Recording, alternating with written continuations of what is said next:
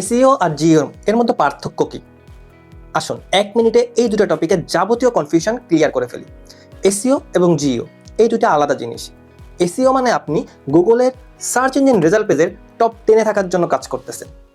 আর GEO মানে আপনি ChatGPT, Perplexity, জেমিনাইয়ের মতন এআই টুলস যাতে আপনার ব্র্যান্ডকে রেকমেন্ড করে, আপনি সেই জন্য কাজ করতেছেন।